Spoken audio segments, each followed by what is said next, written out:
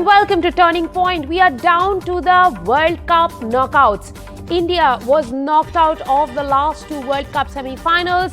Can they be third time lucky? The team is all set to take on New Zealand in the semi-final at the Wankhede Stadium on Wednesday, that is tomorrow. Team India coach Rahul Dravid spoke about the World Cup semi-final pressure and how the cricket team is planning on dealing with the same. He said, in his own words, "I would be inauthentic if I said that there will be no pressure of semi-final. You have no guarantees to win any game of cricket. What you can do is prepare the best you can, and we have been doing that." Well, there is a lot of talk about how the team is going to cope up with this pressure situation.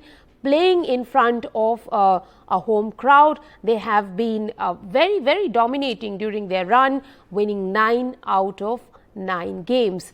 Now, when we talk about pressure, we do have a suggestion from a man who is known to have dealt with pressure throughout his sporting career and won an Olympic gold, none other than Abhinav Bindra.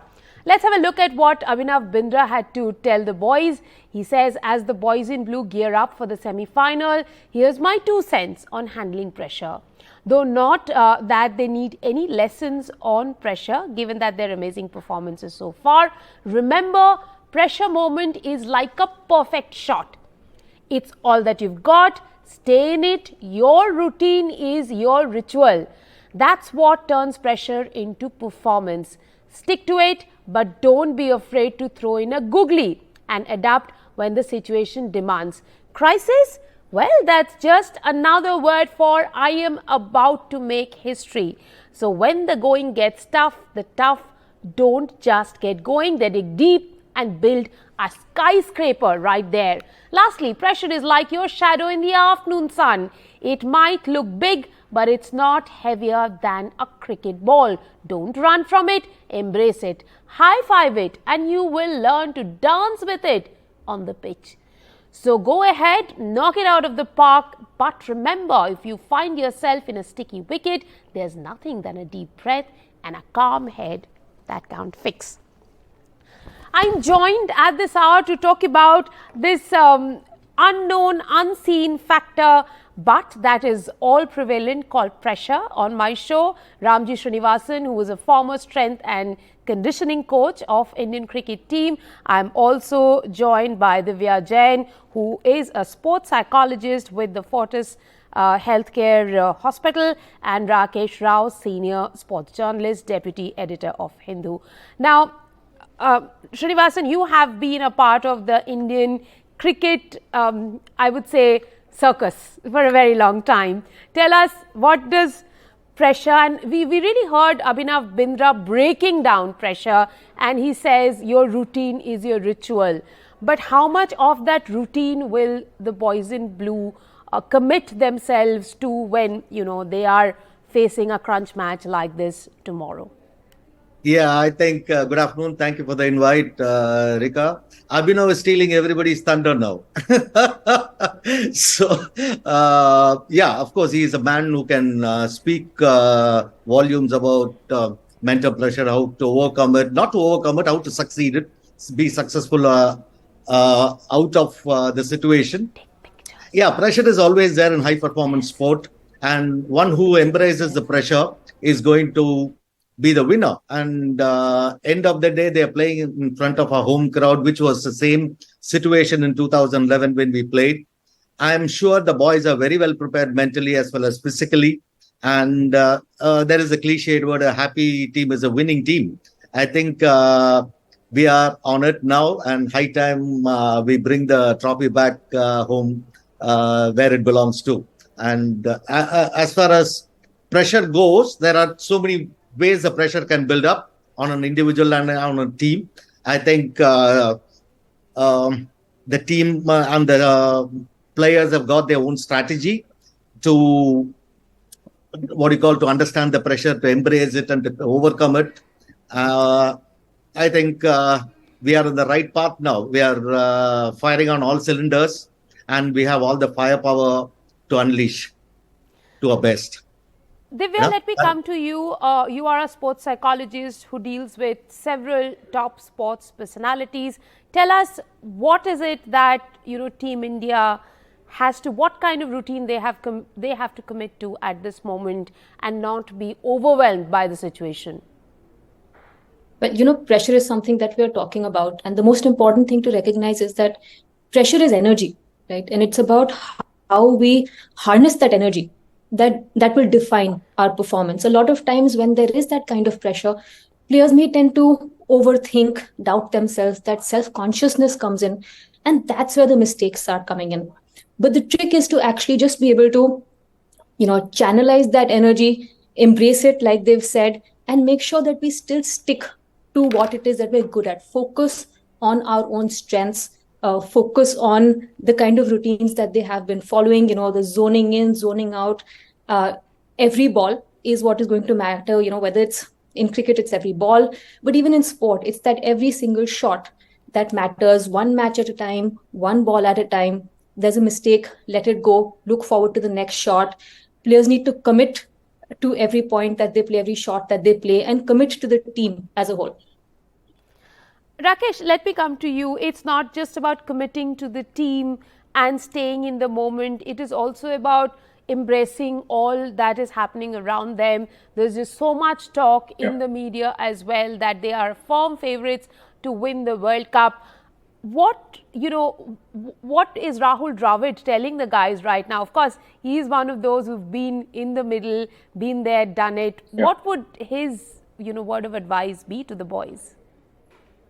See, knowing Rahul, I can very safely say that, he'll be using every trick that he has learned by reading books of, all these baseball coaches, basketball stars and whatnot. He just doesn't stick to cricket alone. He reads a lot, and I think he's going to use all that wisdom. But having said that, what they need to actually do is, in the last, say, about 40 days, everyone who knows a bit about cricket has become an expert. So you'll have as many, opinions as many people as you approach. But the point is, just, it is like there is a certain process. Why we say stay in the process, stick to the process. And the process is that you need to shut that, all that conversation of you being the favorite. Of course, they know it. They know they're playing at home. So that gives you a certain advantage. That is negated by the so-called pressure. So it is again a 50-50 game. Now, what they need to do is just realize one thing, that they're playing well. They have to tell themselves, we are good. We have proved it. We have proved it while we have chased down totals. We have done well when we have, set targets. So these two things, they can just draw that from whatever they see in the rearview mirror. That is important. Having said that, again, they need to just stay there. Whatever they've done is right. Just believe that they are there to just complete the job. Winning 9 matches is no big deal. Don't get carried away with that. That's a great number to have. That is done and contested. That is over. This is a fresh thing happening. 2 knockout games. That's what I've been saying from day one, that you could afford to lose 2 matches in the league, but win these 2 knockout games. You'll still end up with 9 wins, but you can't win 9 games and win nothing after that. So they know it. Every boy there is a man. He understands what needs to be done individually and collectively as a group. Srinivasan, since you have been a part of the Indian cricket team and the dressing room as well, tell us what typically happens on days like this, a day before a big knockout game. Yeah, as far as 2011 is concerned, we had this. Normally, we have a team meeting regarding the strategies, etc., etc. But to tell you frankly, we never had any team meeting more than 2 to 3 minutes. Everything was shut off. Each one was there in their own space, mental space. And as the gentleman said, you have to shut off from all the noise outside. And everybody knows their responsibility. They are all adults. They are all professionals. They know what to give and when to do and how to do and go about it. And of course, there will be a subtle pressure. They cannot deny the fact that this sort of butterflies in your stomach. There's butterflies in your stomach always helps you give out your best. If there are no butterflies in your stomach and your arms, then there is some issues. So you are acting basically, and accept that you are under pressure, and use it for your own advantage. Harness the what do you call nervous energy into positive energy. And dressing room is always, cliche word, as I told you earlier, happy team is a winning team. Now the dressing room seems to be in a very good space. Most of them are in very good space, which is very important. Srinivasan, I'll have to ask you, since you were a part of the team in 2011, do you think that this campaign mirrors the 2011 campaign in the sense the way the dressing room has been, the energy inside the team and around the team? Possibility. Chances are there, definitely, but very difficult to compare eras. The entire situation was different then and now. A decade has passed. So you can take the positives from each era and try to adjust and adapt to the current situation. And the mindset is different. Everything is different. So I think the boys are doing very well. And as the gentleman said, it is just last 2 games, 1 game at a time, 1 ball at a time, as the lady said. And that's a realistic way of doing things. And that's what we believed in that time also. Just go there, go out and enjoy yourself. The more you enjoy, the less tension, and your best comes out. Enjoyment is the key there. Okay, it doesn't matter. Moving beyond stress to the attitude of the Indian cricket team, Srinivasan, you said that you don't want to compare the eras.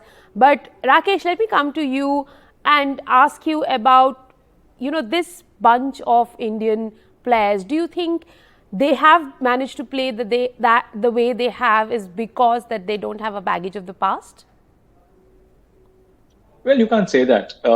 Because every time you approach a World Cup, you are reminded of what happened in the previous edition and the one before that. So both those editions, if you just take a quick look, yes, semi-finals and not beyond that. And in both these occasions, we have had a fantastic league phase. In 2015, we won all 6 games. We bowled out every single team. So we were on a high, and then came the semi-finals and we were out. Similarly, last time, Rohit was on a roll. Everything was looking very nice. Same situation. And New Zealand, which has been such a quiet operator in the history of World Cup cricket, so they do what only they can do. They can quietly sneak into the semi-finals and the final and probably get so close as to, you can't get closer than not winning it. You are just almost there. Yes, so Indians need to understand that. And also, just that reminder that, this was the only team in the league that came the closest. They didn't come so close as to get into a situation from there where, that they could have actually thought of beating India. But yes, they were the ones who challenged India, and they have the resources to beat India. Let's not forget that. So it's not that you give too much respect to the opposition, but that, all these facts are only to deal with that slight hint of complacency, if at all it sneaks in, saying, if I don't do the job, the guy next to me is going to do it. So don't leave it to the next guy. Go there and finish the job. Srinivasan, Matthew Hayden says that this is perhaps the best opportunity for India to break the jinx, given that, their campaign this time around mirrors Australia's in 2003 and 2007. What do you think about it? Again, different eras. I am not a believer in comparing eras, because Australian team bulldozed everybody in 2003, 2007 onwards. Their B team was good, better than any other world team. Currently, we are in the situation, and our team is better than any other team currently. And I'm a hardcore. I would love to see India lifting the trophy. That is, the heart is telling, but the mind is. You have to be very logical, as Mr. Menon said. You have to be winning these 2 matches. What is the logical mind saying? Let me ask you that. Logical mind says, I would say 50-50. To be very honest and frank, we have to give our best, and I think we are not far from it. Self-belief is the key here. That we can go out there and express ourselves. Expressing yourself is very important. In situation like this, where you have external low pressure, internal pressure, etc., etc. I think we have the firepower. We should be able to harness it well. That's my take, and leave Australian team 2003-7, and I think we cracked them in 2011 in quarterfinals. Yes, we did. Divya, coming to you, New Zealand has been India's bogey team, and the reason I say this that because 2019 World Cup semi-final, again 2021 Champions Trophy, India went down against New Zealand after very good performances in the league stage. Now, when you face a team like this, though Srinivasan doesn't like comparing the past to the present, but realistically, when you face a team like this, is there, how do you calm the nerves of an individual knowing that, they have been in a situation like this where they have been knocked out by a team that they are facing once again in the knockouts? I actually think I don't believe in the concept of jinxes in this way. And I think that if we have to understand sport, we need to understand it a bit deeper, right?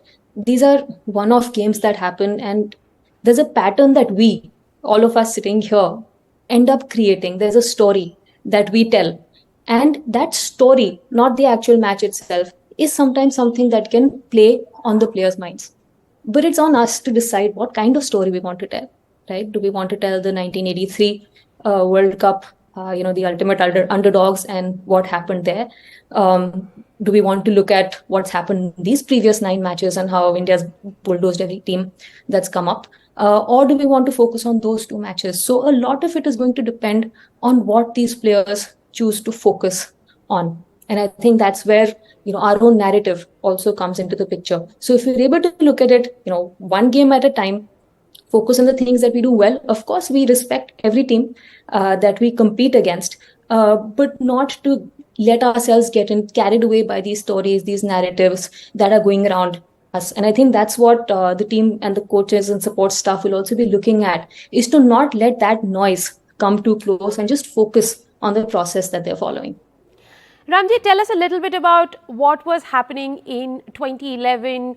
Was the noise around, there was a lot of noise around the team because once again it was the team of superstars. Was it affecting the team, or were they hearing any of it? Were they looking at social media? Were they reading the newspapers? Were they tuning in? You hit the right chord. Sorry? You hit the right chord. I was about to tell that. Spot on you are. And first thing what we did was to stop all the newspaper being supplied to the room. No newspaper. That time the social media was not very vibrant as of now. And no newspaper, no news about anything happening outside, what the media is talking, what others are talking, experts are talking on TV. Even the dressing room when you're going for practice and other thing, TV would be on mute. So that nobody listens. Some negative talk here and there can affect. We are all human beings. We're not robots. It can affect. It may affect somebody who is always in a positive frame of mind. So we shut everything out, completely out from all external world. Just focus on one point of winning and enjoying every game. Very important. And Sachin, and you had legends at that point of time, all superstars, and everybody had a common goal to enjoy the game, to give out the best possible thing. Outcome is different.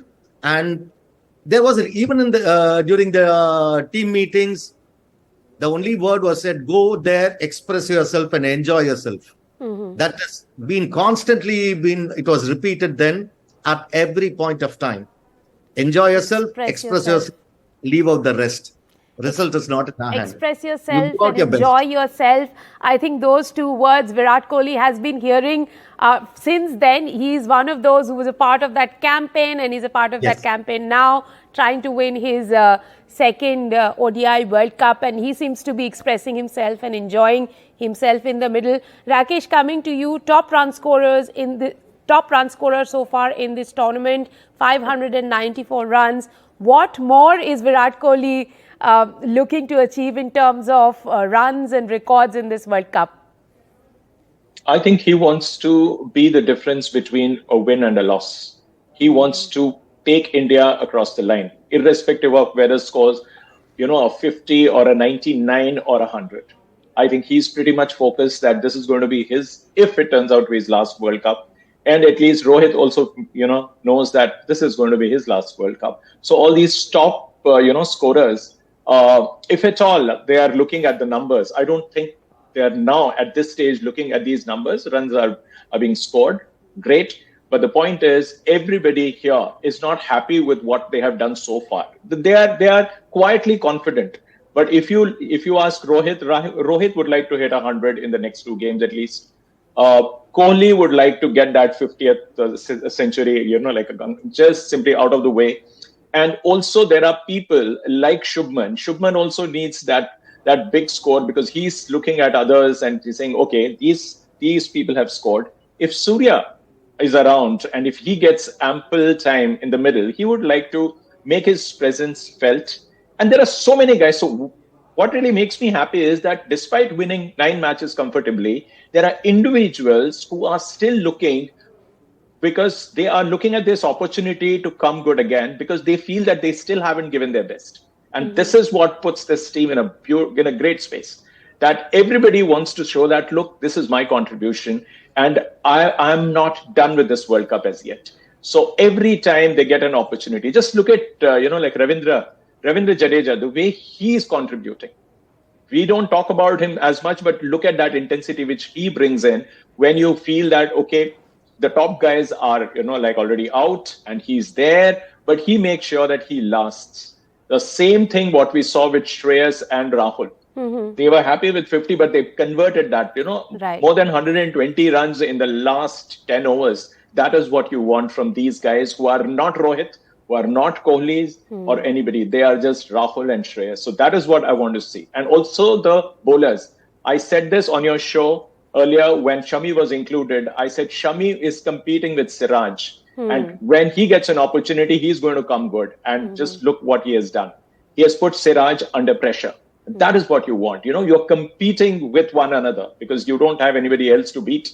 So what you end up doing is you still try to show that, look, my contribution is there without saying it in as many words. That is what puts this team in an absolutely fantastic space. Ramji, records or not, Virat Kohli being named as the captain of Cricket Australia 11 for the World Cup, that itself is a big statement, isn't it? Absolutely. Virat lives by example. Absolutely phenomenal cricketer, and we are lucky to see him in this era. Absolutely no doubt about it. And he walked the talk. He walked the talk when he came as a young kid. I know from 2009 onwards during Emergence Emerging India Cup in Australia, he single-handedly won the match for us against South Africa in 2009 when we were a losing side. Single-handedly won the match. For that time itself, the superstar was born. He was a rock star, and he'll continue to be there. And it's once in a lifetime you see players like this. Absolutely brilliant, cutting across all formats. Ramji, I'll have to ask you, since you mentioned about the Emerging Cup, you have seen him for such a long time. Virat Kohli today, is he hungrier than before or as hungry as he was when he burst into the scene? He never used set a boundary for himself. He's like a free bird. He wants to explore, go higher and higher and higher.